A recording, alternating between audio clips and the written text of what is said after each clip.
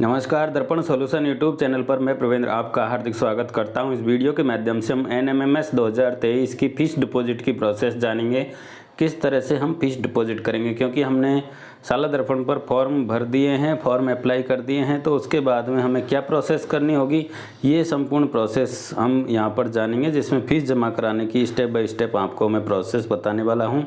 Video के last तक बने रहें, जिससे कि आप आसानी से अपने स्कूल की फ़ीस जमा करा सकेंगे। तो सबसे पहले हम चलते हैं स्कूल लॉगिन, और स्कूल लॉगिन कर लेते हैं। हम अपने विद्यालय के लॉगिन पर हम पहुंचते हैं, और लॉगिन पर हम जब पहुंचेंगे तो हमें यहाँ पर इस तरह का इंटरफेस दिखाई देगा। हम स्कूल लॉगिन पर हैं, योजनाएं टैब हमें दिखाई देगा, योजनाएं पर हमें क्लिक करना है।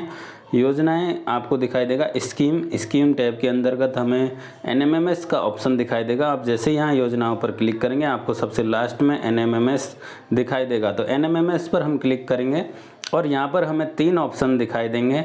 पहला है अप्लाई फॉर एनएमएमएस, दूसरा है फील्ड एनएमएमएस एप्लीकेशन, और तीसरा यहाँ पर एनएमएमएस फाइनल सबमिट एप्लीकेशन का मिलेगा। तो पहली स्टेप हम कर चुके हैं फॉर्म भरने की। अब हमें दूसरी स्टेप पर चलना है, अप्लाई फील्ड एनएमएमएस एप्लीकेशन, यानी भरे हुए एप्लीकेशन हम यहाँ पर देखेंगे।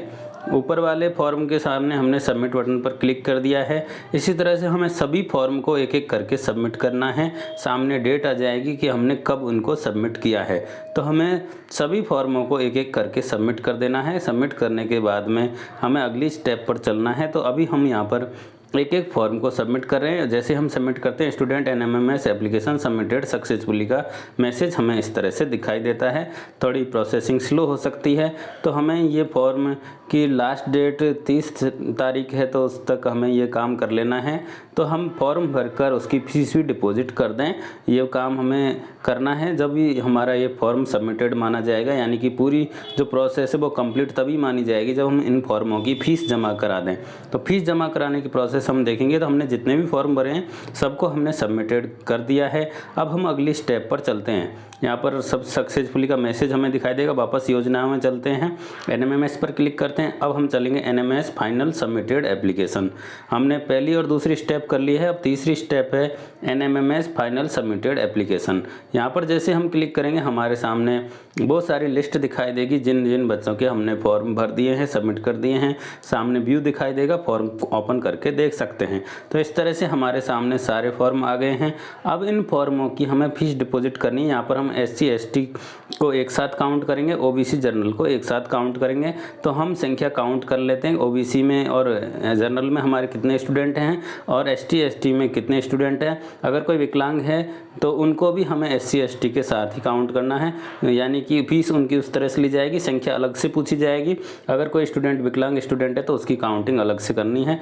तो हम फीस डिपॉजिट ऑप्शन पर जाएंगे। यहाँ पर फीस डिपॉजिट सबसे लास्ट में हमें दिखाई देगा, फीस डिपॉजिट, इस पर हमें क्लिक करना है। जैसे ही हम क्लिक करेंगे हम अगली स्टेप पर पहुंचेंगे, और अगली स्टेप पर हमें हमारे स्कूल का नाम, उसके सामने टोटल फीस, स्टूडेंटों की संख्या दिखाई देगी। आप देखेंगे स्कूल का नाम दिखाई दे रहा है, फाइनल सबमिटेड फॉर्म जितने हैं वो फॉर्मों की संख्या दिखाई दे रही है, टोटल फीस दिखाई दे रही है। सामने एक लिंक दे रखा है, क्लिक हियर फॉर पेमेंट।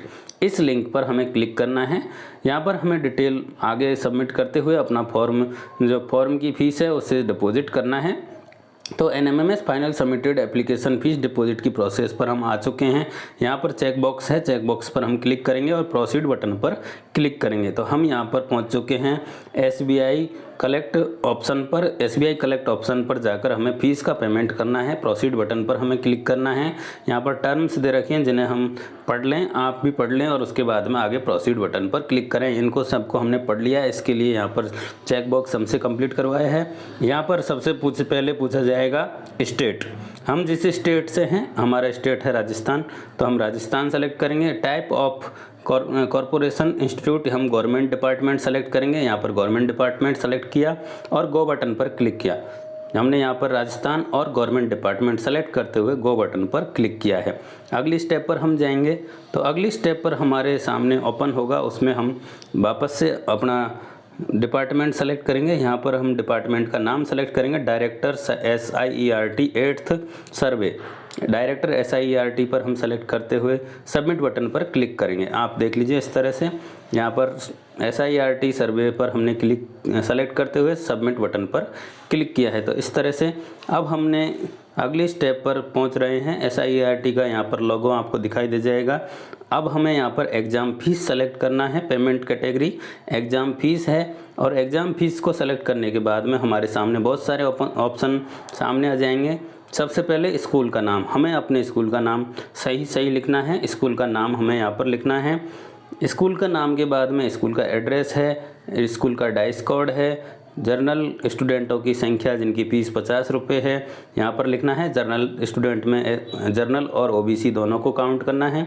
उसके बाद ST SC स्टूडेंट की 30 रुपये फ़ीस है, उनको यहाँ पर लिखना है। और दिव्यांगजन स्टूडेंट हैं उनके 30 रुपये फ़ीस है, उनकी संख्या भी अलग से लिखनी है। तो यहाँ पर हमें जर्नल, ST SC और दिव्यांग 3 कैटेगरियों में स्टूडेंटों को डिवाइड कर लेना है और यहाँ पर उनकी डिटेल भर देनी है। टोटल नंबर ऑफ़ कैंडिडेट 8 बार आ रहे थे तो 8 हम यहाँ पर लिखेंगे। टोटल अमाउंट बार 30 रुपये आ रहा था, हम भी यहाँ पर 30 रुपये लिखकर आगे प्रोसेस करेंगे। तो इस तरह से आपको ये सारी डिटेल सही भरनी है, क्योंकि ये डिटेल हमें जो साला दर्पण पर भरी हुई है वहाँ से नहीं लेगा। हमने ये जो फॉर्म में भर रहे हैं इसी डिटेल के माध्यम से हमारी फ़ीस डिपॉजिट होगी। तो यहाँ पर आप सही डिटेल भरें। उसके बाद में अगला स्टेप है कि आप जो इस फीस को जमा करा रहे हैं वो अपना नाम लिखें, अपनी डेट ऑफ बर्थ लिखें, मोबाइल नंबर लिखें, ईमेल आईडी लिखें, क्योंकि ईमेल और मोबाइल पर वो मैसेज जाएगा जिससे हमारी फ़ीस डिपॉजिट हुई है, उसका मैसेज भी हमारे ईमेल और मोबाइल पर हमें पहुंचाया जाएगा। तो सही डिटेल हम भरते हुए, कैप्चा भरते हुए आगे प्रोसेस करेंगे। तो आप अपना नाम, मोबाइल नंबर, ईमेल आईडी और डेट ऑफ बर्थ सही यहाँ पर सबमिट करें। सही सबमिट करने के बाद में आपके मेल और मोबाइल पर मैसेज आएगा कि आपकी फ़ीस डिपॉजिट हो गई है। तो अगली स्टेप पर हम सबमिट करने के बाद पहुंचते हैं। यहाँ पर हमारी एग्ज़ाम फीस, स्कूल की डिटेल और सारी डिटेल दिखाई दे रही है। हम नेक्स्ट बटन पर क्लिक करते हैं। जैसे ही अगले स्टेप पर चलते हैं, यहाँ पर नेट बैंकिंग का ऑप्शन दिखाई देगा, कार्ड पेमेंट का ऑप्शन दिखाई देगा। अगर रुपए कार्ड से करते हैं तो कोई फीस नहीं है। उसके बाद में अदर पेमेंट मोड हमें दिखाई देंगे। हम UPI से करते हैं पेमेंट तो यहाँ पर भी कोई फीस नहीं है। अदर जो ऑप्शन है उनसे हम फीस डिपॉजिट करेंगे तो वहाँ कई सारी फीसें लगती है। तो आप ऐसा ऑप्शन चुनें जिस पर एक्स्ट्रा चार्ज नहीं हो। BPA वर्चुअल जो ID होगी उस ID के माध्यम से हम फीस जमा करा सकते हैं वर्चुअल, और या फिर हम QR कोड स्कैन करके भी कर सकते हैं। या दो ऑप्शन हमारे सामने हैं। BPA पर सेलेक्ट करेंगे तो हमें लिखना होगा मोबाइल नंबर @YBL पेटीएम, जो भी आपका BPA ID है वो लिखकर आप आगे कर सकते हैं। अगर आप QR कोड कर रहे हैं तो QR कोड को स्कैन करके वहाँ से भी फीस जमा करा सकते हैं। इस तरह के दो ऑप्शन यहाँ पर उपलब्ध हैं। हमने ये UPI पेमेंट पर ऑप्शन लिया है तो हम यहाँ पर BPA ऑप्शन सेलेक्ट करके आपको फीस जमा कराने की प्रोसेस बता रहे हैं। मैंने यहाँ पर BPA जो ऑप्शन है उसको सेलेक्ट किया और सेलेक्ट करने के बाद में नीचे जो ऑप्शन आता है उसमें मेरी वर्चुअल पेमेंट एड्रेस जो है वो यहाँ पर मैं भरूँगा। और वर्चुअल एड्रेस जो हम भरने के बाद में सबमिट बटन पर मैं क्लिक करूंगा तो हमारे जो ऐप है उस ऐप पर इसकी रिक्वेस्ट आ जाएगी और वहाँ से मैं जो पेमेंट है उसको सबमिट कर दूंगा। तो यहाँ पर मैंने मेरी वर्चुअल ID भर दी है और उसके बाद मैंने सबमिट बटन पर क्लिक कर दिया है।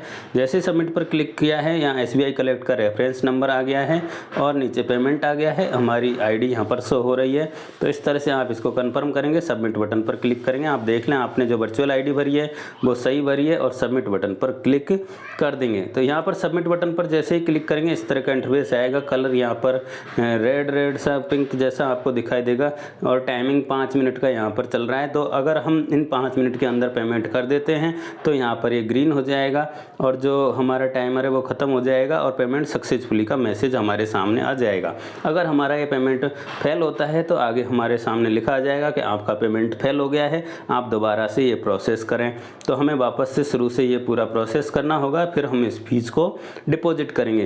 तो हम थोड़ी देर इंतजार करते हैं। पेमेंट ऐप के माध्यम से हमने पेमेंट कर दिया है और यहाँ पर payment done successfully, time date सब यहाँ पर दिखाई दे जाएगा। हमारा पेमेंट सक्सेसफुली हो गया है। नीचे क्लिक हियर टू व्यू और डाउनलोड ई रिसिप्ट, हमारी जो ई रिसिप्ट है उसको हम यहाँ से डाउनलोड कर सकते हैं। नीचे ऑप्शन दिया हुआ है लेफ्ट हैंड की तरफ, यहाँ पर क्लिक हियर फॉर व्यू, हम जो रसीद है उसको व्यू कर सकते हैं और उसका प्रिंट भी यहाँ से ले सकते हैं। देखेंगे आप सबसे नीचे आपको दिखाई देगा, यहाँ पर हमने इसको डार्क कर दिया है। यहाँ से देखकर हम ये पूरी प्रिंट देख सकते हैं या फिर इसको हम प्रिंट ले सकते हैं। दोनों चीज़ यहाँ पर उपलब्ध है। आप इसका PDF बनाकर भी अपने लैपटॉप में सुरक्षित रख सकते हैं। इस तरह से हम इसकी जो PDF है PDF फाइल भी बनाकर इसको सेव कर सकते हैं। आप चाहें तो इसको प्रिंट ले सकते हैं, जैसा भी आपको सूटेबल लगे आप कर सकते हैं। इसके बाद हमें वापस चलना है हमारी जो NMMS फिक्स्ड डिपॉजिट एप्लीकेशन, वहाँ से जब हम बैंक डिटेल पर पहुँचे थे उसके सामने पेमेंट ट्रांजैक्शन आईडी का ऑप्शन हमें दिखाई दे रहा है। इस पेमेंट ट्रांजैक्शन आईडी में जो 0 भरा हुआ है उसको हटाते हुए हमारी DU जो आईडी हमारी थी उसको यहाँ पर सबमिट करना है। यहाँ पर उस पेमेंट ट्रांजैक्शन आईडी को हम सबमिट करेंगे और सामने सेव बटन पर हम क्लिक करेंगे। तो इस तरह से आपको ये फीस जो हमने जमा कराई है उसकी ट्रांजैक्शन आईडी शाला दर्पण पर अपलोड करनी है और सामने सेव बटन पर क्लिक करना है। जैसे ही सेव बटन पर क्लिक करेंगे पूछेगा आप इसको कंप्लीट करना चाहते हैं, तो यहाँ पर यस करते हुए हम आगे प्रोसेस करेंगे। आप ध्यान रखें ये गलत आईडी सबमिट नहीं करनी है। जो आईडी आपको प्राप्त हुई है वो सही आईडी भरते हुए सेव बटन पर क्लिक करना है। वापस यहाँ पर ये आईडी एडिट नहीं होगी, आप ओके करेंगे। इस तरह से आपके सारे फॉर्मों की फ़ीस अब जमा हो चुकी है। ये फॉर्म आपके कंप्लीट हो चुके हैं। अब आप चाहें तो इसे वापस से ओपन करके देखेंगे, तब आपके यहाँ पर जो फीस की डिटेल है वो भरी हुई दिखाई देगी। और आप अगर चाहें कि आप और फॉर्म भरना चाह रहे हैं, आपके बच्चे और कह रहे हैं कि हमें भी भरना है, तो उनके लिए आप वापस से शुरू से वही प्रोसेस करेंगे जो इन बच्चों के लिए किए हैं। और ऐसी प्रोसेस करके आप दोबारा 2-4 जो बच्चे भरना चाहते हैं उनको वापस से इस प्रोसेस के माध्यम से पुनः फीस जमा कराते हुए उनको वापस से इस सूची में ऐड कर सकते हैं। इस तरह से आप सारे बच्चों के फॉर्म जो भरना चाह रहे हैं NMMS के, उनके फॉर्म अप्लाई कर सकेंगे। तो इस तरह से ये पूरी प्रोसेस थी जिसमें हमने सबसे पहले NMMS का फॉर्म अप्लाई किया, उसके बाद फील्ड फॉर्म हमने देखे और फील्ड फॉर्म देखने के बाद में जो लास्ट स्टेप थी हमारी फीस डिपॉजिट वाली, उस फीस डिपॉजिट वाली स्टेप पर हम गए। वहाँ पर हमने जाकर फीस डिपॉजिट बटन पर क्लिक किया।